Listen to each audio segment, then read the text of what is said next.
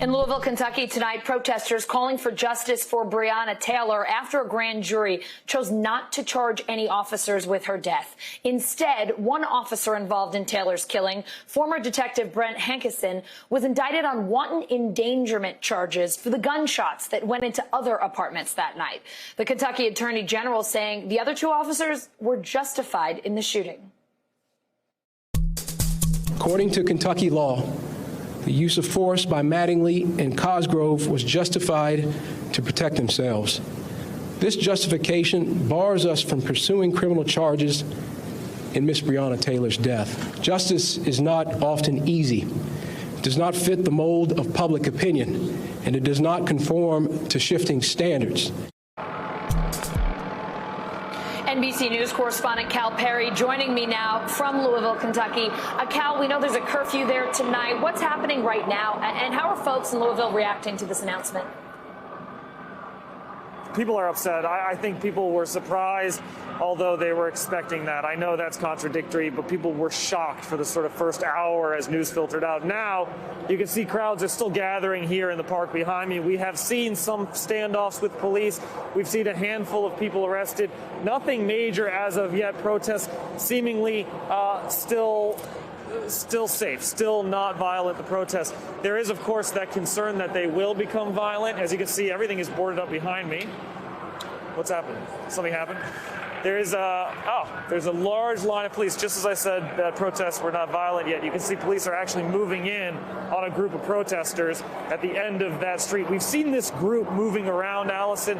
They've been moving around the city, and at times they've been engaging with police, and police have been trying to box them in. That's pretty typical to what we've seen in the past with protests here in Louisville. And as you said, police are hoping that curfew, for example, from 9 p.m. until 6:30 in the morning will help clear the streets. They're hoping that state of emergency will help clear the streets. And in addition to that, Allison, we have the National Guard, which has been activated here. We haven't seen the National Guard yet, but we do know that they're sort of staging a few blocks away.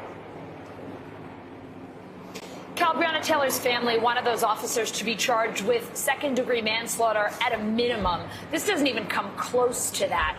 What is her family, what is their attorney saying about the grand jury's decision today? They're upset. We're hearing from the family through the attorneys, and here's what they've said. They released a statement calling the decision, quote, outrageous and offensive to Breonna Taylor's memory. They've continued, quote, a documented and clear cover-up and the death of an unarmed black woman who posed no threat and who was living her best life. And then also, I'd like to share with you on Instagram, her sister put this message up.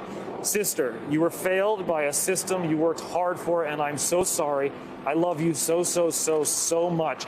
Keep in mind, Breonna Taylor was a frontline health worker. 6 months ago, in the middle of the pandemic, that's when police went into her apartment on that raid, and that's when she was killed. It compounds a tragedy that's already being felt around the city. And as you said, Detective Hankison was charged not because he fired towards Breonna Taylor, not because Breonna Taylor was killed, but because his rounds went into an adjacent apartment. And that is very deeply difficult for people here to understand, especially since for more than 190 days, people have been calling for justice for Breonna Taylor, Alice.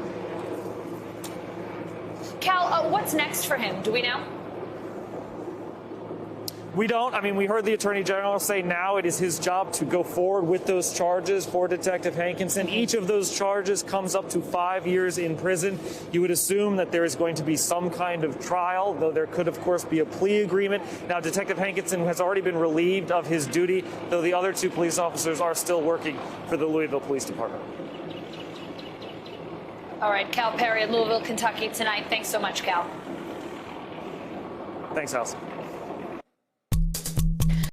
Hey, NBC News viewers, thanks for checking out our YouTube channel. Subscribe by clicking on that button down here and click on any of the videos over here to watch the latest interviews, show highlights, and digital exclusives.